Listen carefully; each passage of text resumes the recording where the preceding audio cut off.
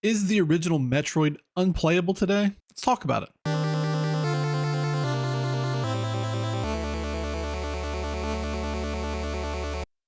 Metroid was released in the US in 1987. They had Mother Brain.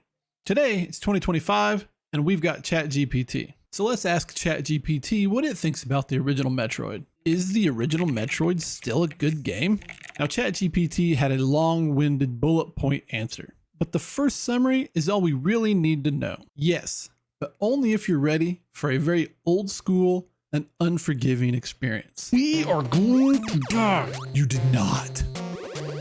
You did not. You have got to be kidding me. I hate everything about you right now. AI, you might just be ready to walk instead of crawl, because that answer is bang on. So what is Metroid? Metroid is an action-adventure game. The Legend of Zelda is also billed as an action-adventure game. From just those two descriptions, you might think they're similar. They are not. One of them is a good game. The other one is called Metroid, and it sucks. To be fair, Metroid is a product of its time. Let's start with the story, which is not presented in the game. Well, I guess that's not entirely true. You do get this little tidbit if you hang out at the title screen. Emergency order. Defeat the Metroid of the planet Zebeth and destroy the Mother Brain, the mechanical live thing. Okay, good stuff.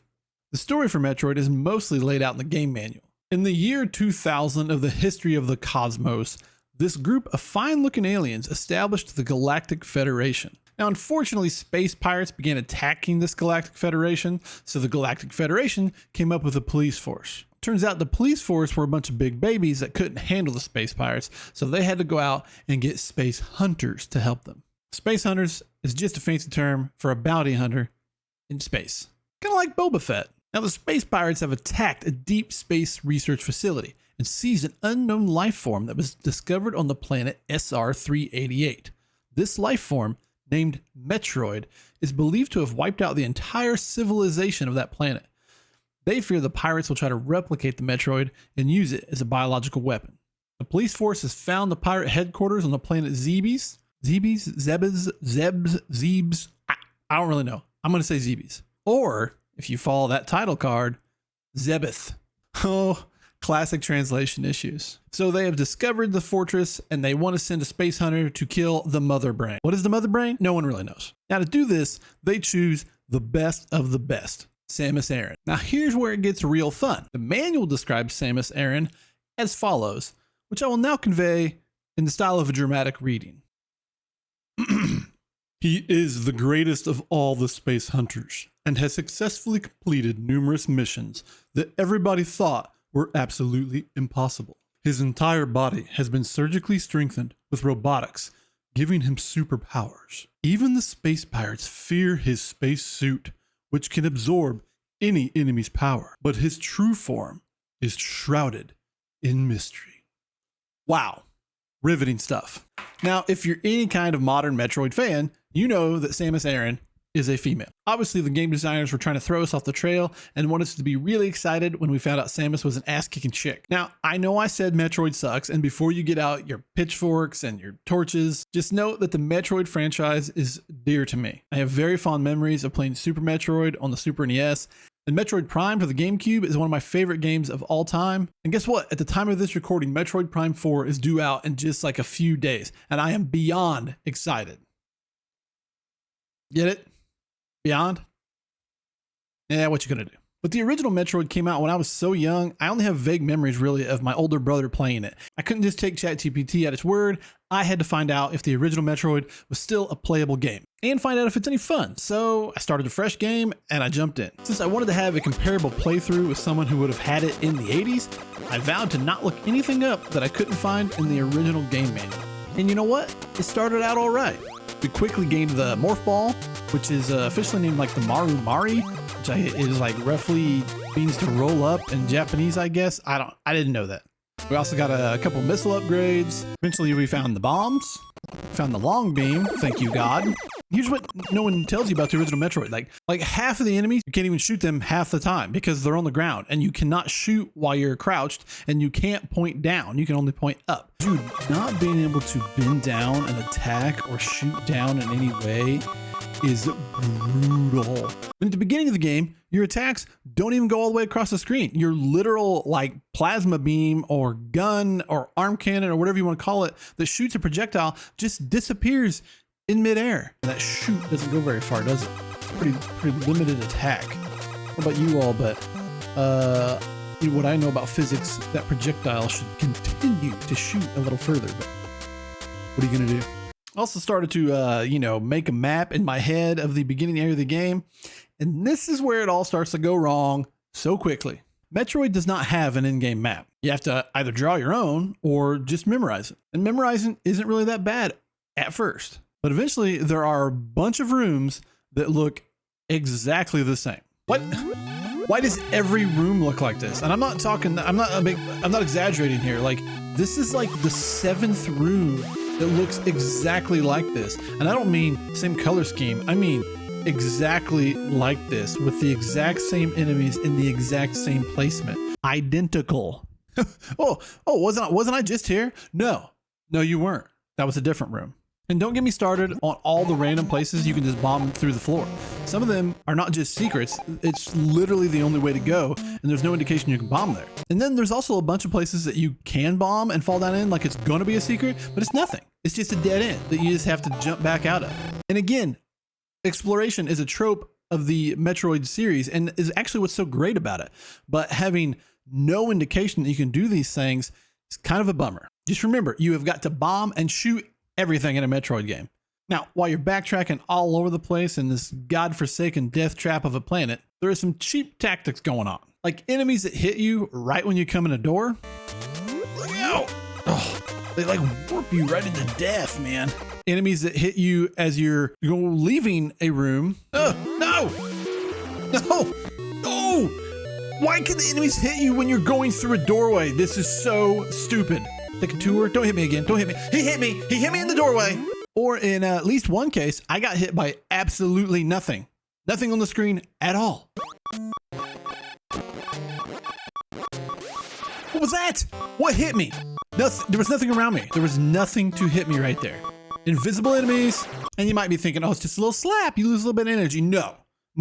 We're talking like losing like 30 health, which is like, in 3 or 4 hits, you have lost an entire energy tank, of which there is very limited amounts. It's not a slap. It's a full-on kick in Samus's cybernetic crotch. And not only do the enemies cause damage, you're constantly getting knocked back into lava or quicksand or whatever the heck it's supposed to be. And then once you're in it, good luck getting out consistently. It is a nightmare. Get out of the lava! That is not what I'm stuck.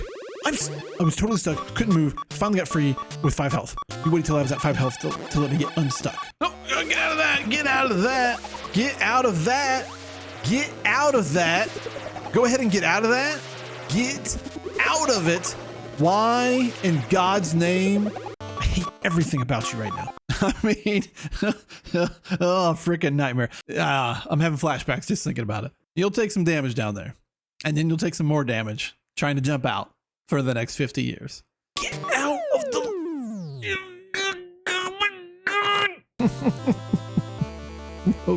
no game has sated me more. Oh, what's this? What is that sound you say? Oh, I'm low on health? Oh, it's not just a few beeps to let me know? I get it. I'm dying. You can stop beeping at me. Oh, it's like a smoke alarm where the battery's gone low. Except for you can't change the battery. The only way you can change a battery is by trying to kill a tiger with your bare hands. And that tiger's got weapons, and then there's more tigers. And then sometimes the tigers don't drop any health. And my analogy's gone off the rails, but it's really frustrating. Just give me some health or kill me so I can stop hearing it.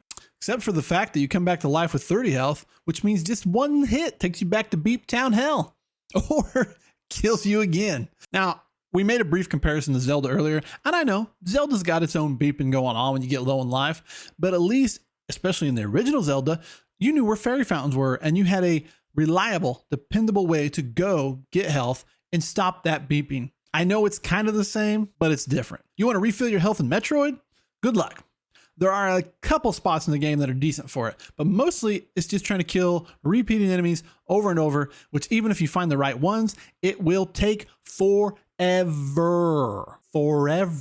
And that's if you don't get hit while you're refilling the health and then just end up worse than where you started. It'll still take 1,000 years to health up that way, so I just don't have time for that. Well, there goes all the health I gained for the past like 5 minutes and gone in 2 seconds. Now, when we're judging something, we should always say good and bad things about it. And guess what? There are good things about the original Metroid. The music is still fantastic. The opening title screen has got this eerie little vibe like an Aliens movie. Metroid's got a very ethereal music in this opening. It's very ominous. It's kind of like you're gonna die. The small little introduction melody and the power-up music, I think, is still, for most Nintendo fans, just as iconic as Link opening a treasure chest.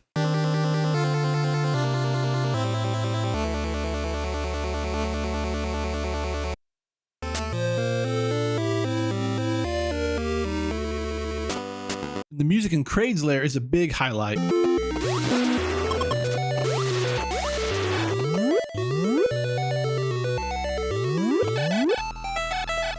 Good music. Sucky zone. And the environments are actually pretty awesome. They're pretty varied. We've got stony passageways, alien tech, and strange bubble zones. And some of them have eyeballs, and there's quicksand and lava. And those enemies that I talked about hitting so hard and sucking, they've got some pretty cool designs. The enemies have pretty cool names too, like Mellow and Zeb and Zoomer, Screes, Wavers, and Rippers. And then you got one guy who's just called Side Hopper. Side Hopper. He hops to the side. Now, despite all the obstacles in my way and being as frustrated with this game as I have been any game in a long time, I made my way through. I persevered through Brinstar and Norfair. I found both Kraid and Ridley, the 2 mini-bosses required to get to the final zone, and killed them. Now, back to another downside. I had to do this playthrough over a couple of different sessions. So in between, I just saved my game. Nope. Metroid used passwords. Now, that in itself isn't that big of a deal. Lots of games had to use passwords back then. But why?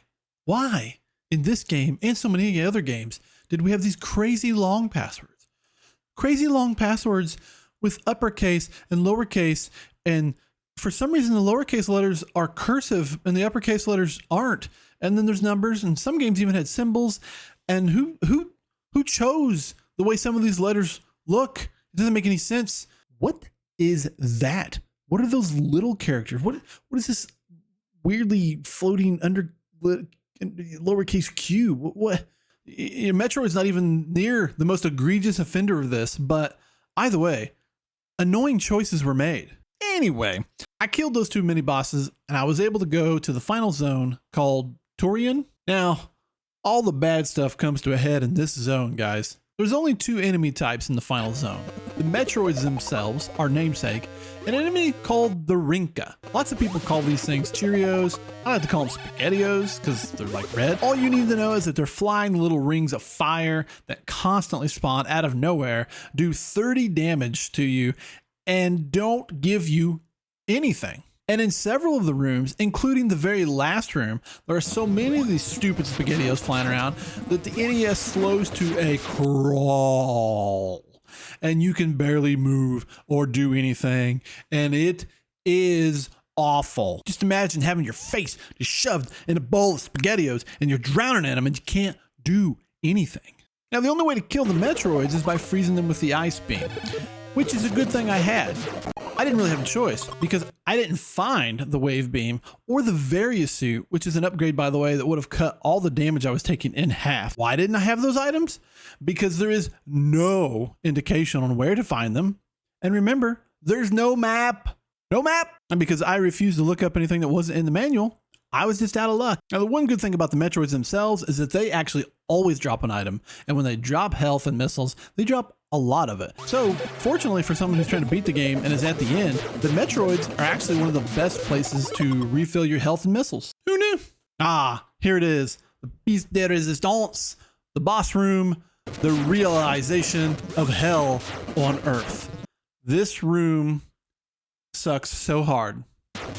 There is a bajillion projectiles floating around. You got the Spaghetti-O Cheerios, which you can at least freeze or destroy. But then you got these other little like rotating guns that are shooting little green globs of slime that you can't do anything about. Everything that hits you knocks you back like 5 feet. There's a bunch of doors between you and Mother Brain that are like living doors, and they can only destroy them with missiles. And if you don't hit them for a few seconds, they start growing back. And trust me, you're going to stop hitting them for a few seconds because you're getting knocked back by the Spaghettios onto the ground. And the whole time you just want to gouge your eyes out and just turn the game off and say, why am I doing this? When you finally get through all the doors, you can crack the glass on Mother Brain's tank and just start unloading missiles on her. Except for the fact that there's still Cheerios flying around, knocking you into lava, because the last little area, it just couldn't have a floor. It had to also have lava. But hey, I don't give up easy, and I got it done. And once you find the killer, however yet, you've got to escape. Classic Metroid. Now, for some reason, someone set the clock really fast on this part. Luckily, they give you like 1,000 fake seconds, whatever time they're using. So with sweaty palms, you've got to climb one final shaft.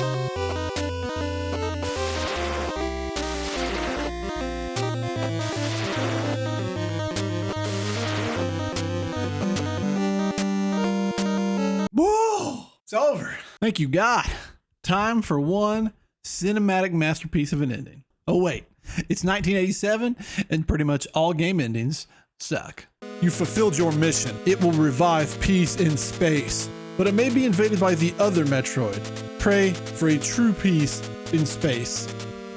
That doesn't make any sense. There's a cool little tidbit though. If you beat the game fast enough, like I did here, she takes her helmet off and you get to see her face. That's when you realize Samus is a woman.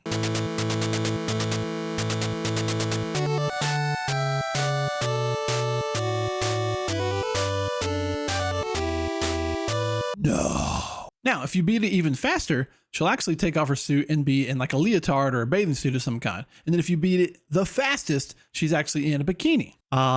Pixelated boobies. Every young boy's dream. Now, all joking aside, this was actually a pretty big deal. There were not a lot of female protagonists back then, so this was a big surprise. The question is, were they trying to keep it a surprise because they just wanted it to be a surprise, or did they think there would be a negative reaction to a female protagonist? I don't really know. Either way, she's female, it's canon. Now you can probably imagine what my final verdict is going to be at this point. Metroid is unplayable today. It's just not good. If you like it, that's great. Good for you. It's just not fun by modern standards. Like the very well-respected and honorable ChatGPT said, they're listening. It is a very old school and unforgiving experience. I can see why it was popular back in the day, and it was very groundbreaking. And I love the evolution of the series, and Metroidvanias are one of my favorite genre of games, but this game is unplayable. Let's find out if the original Legend of Zelda fares any better. If you guys liked it, hit that thumbs up, and if you didn't, hit the thumbs down, and let me know why you disagree with me in the comments. Thanks for watching, guys, and we will see you in the next one.